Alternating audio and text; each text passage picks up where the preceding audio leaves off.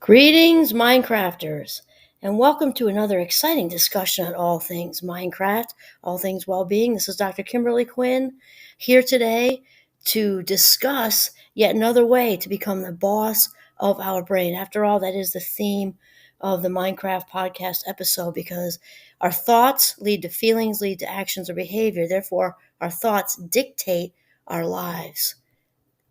And so today, as far as another way to sort of practice thought control and sort of rescue our valuable life minutes, we're going to talk about inbox hypnosis. Like, where's she going with that? Well, anyone who's out there in the sort of grown up professional world knows that many of us are often on a secret mission to somehow get everything done, right? We've got this, even if we're not the type to write down a to-do list, we've got it, we're holding it in our heads, right? And so we know that the minute we check our inbox in the morning, there's gonna be a gazillion emails in there. And we have this in our heads that we just have to answer all of them usually. And not just the email thing. The inbox is also metaphorical for the mental list of tasks we have all day. We've got many tasks, lots of little boxes to check, which also rolls from the workplace also into the family with partners, kids, take the dog to the vet. There's lots of other tasks in addition to work, and we have this, I think, like sort of unconscious, like secret mission that we're somehow going to check every single box of all those tasks with families, friends, workplace, partners, and also answer every email. I mean, think what a high bar that is. And everything is also, as you know from previous episodes, it's not a word I use often or any of these polarized words. It's on the list of the terrible 10, actually.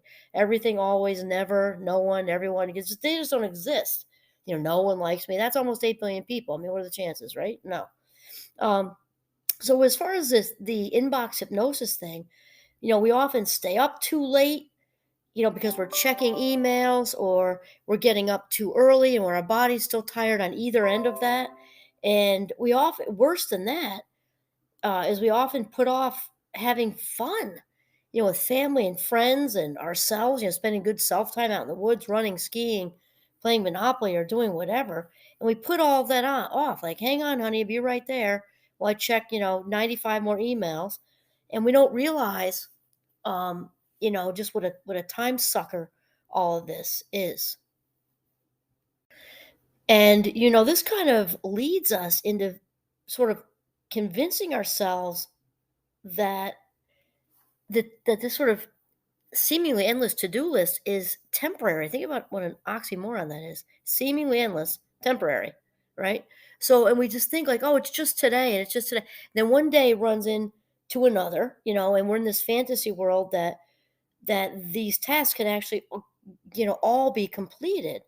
And then after this list of emails and the rest of our micro tasks and to-do lists, once we complete those, then it is then that we'll be happy. It's then that we'll feel inner peace. It's then that we can be relaxed. It's then that I can shut the computer down, everything. And it's then that I can talk with my partner. It's then that I can talk with my young adult kids or my little kids or my grandchildren. It's then that I can go read a book or take a hot bath or go for a walk. And think of, we're putting off life. We're putting off our life minutes. And I'm certainly not encouraging, being reckless and dumping things on other people. I'm definitely not a fan of that. I'm just talking about really checking what, the apps, the really truly essentials. And in life, if you could see my hands making this like half moon spectrum, there's stuff that's a little important on this end, a little bit more important, medium important. And then we work up to urgency and emergency on the far end, right? And emergency, I think of, fire trucks and ambulances. So most days are not like that, right? Most of our life is not like that because most of life is not an emergency. Most of life is not even an urgency. Yet we forget that when we are wrapped up in the inbox hypnotic trance that we've got to get, every single thing email responded to and complete every little micro task of our jobs and for that house maintenance we need to do and for our partner and the kids and the grandkids or maybe our aging adult parents and pets and all that. And I think it's just a big, high, ridiculous bar. Meanwhile, while we're delaying things for emails, you don't have to say, think about it. Does anyone out there want it on their gravestone? She answered every email, like, woohoo! Or, he completed every single task at work. Woohoo! Hooray! I mean, I don't think so. And again, I'm not advocating being reckless or irresponsible. I'm advocating for balancing and really running them all through a filter, and to sift out what's not essential, because there's a good chance a lot of it is just not essential. And in the end, if we had a calculator with, if you add up all those seconds with emails and milliseconds and even the seconds it took to delete an inbox and clean it up, I don't ever do that. I have like 10, 15,000 in there. Why? It's not a good use of my life minutes to go through all those and delete them just for all these random box store ads and everything. No way. It takes 45 minutes to email us. Even if it took 4 minutes that's 4 minutes, my valuable life space. Not going to happen. Nope, not on this day. And, here's the other thing is that our inbox, which is also metaphorical for the rest of our boxes we're checking, right? Again, with the vet, the pediatrician, the partners, the dinners, the social stuff, the vacuuming, the roof, the all of it, right? That those boxes are not meant to be empty. Your inbox is not meant to be empty. So acceptance is the key to most problems. I try to live by that. I believe it's a 12-step program slogan, so it's not mine. But acceptance is the key to most problems. And I forgot if I did a shout out to Richard Carlson. Let's do that now. Don't sweat the small stuff, because I read him a lot, and he also did something that I want to compare to right now in his book Don't Sweat the Small Stuff. He did a thing, we talked about it in an episode a while back, about this relates what we're doing. Stay with me here. We did a thing about thinking of home care, your house care, all the maintenance stuff you have to do with your house. Everything from maintenance like vacuuming to roofs, okay? Is thinking it like think of it like you're painting a bridge. And I think he used the Golden Gate Bridge, or I don't know, think of the Verrazano, George the GW, it doesn't matter. But in reality, the bridges are never fully painted. They get like 2/3 done. There's somebody right behind you painting the stuff you just painted a month ago, because it's already been worn down by the ocean, or whatever bodies of water they're on, and the weather there. So it's every day. So the inbox and our micro tasks of the day and our macro tasks are also not going to be completed. So if we're pushing the envelope of happiness right up and over the horizon by putting off life till all this is completed, think about that. That's ridiculous, because we're putting off ourselves, our families, our friends. So, when this is complete, I'll be happy. My to-do list is complete, I'll be happy. I'll have inner peace. I can be relaxed, all that stuff. And, again, we're pushing our life minutes right over the edge of never happening. Valuable life minutes. It's just not worth it. And think about it. We're pushing that over the edge, and, the clock's ticking and all of that. And so think about your inbox when you die, right? Because your inbox is still going to be there when you are food for daisies and worms, or if you're like me, you'll be blowing around in the wind. And what happens to all those emails? They'll still be in there.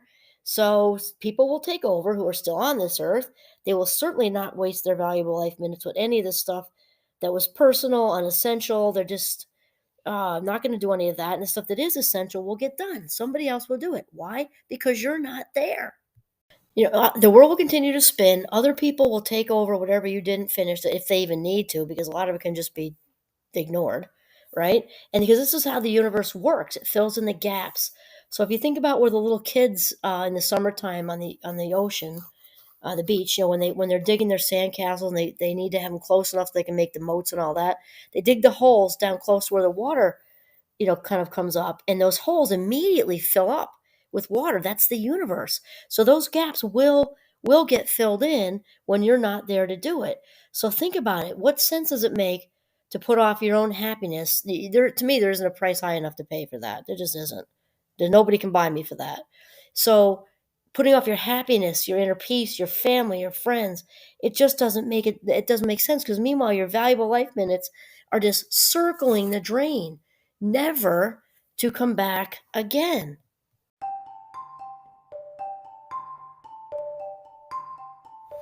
So once again, the message is not to dump things on other people, to be a lazy daisy. That's not what we're saying.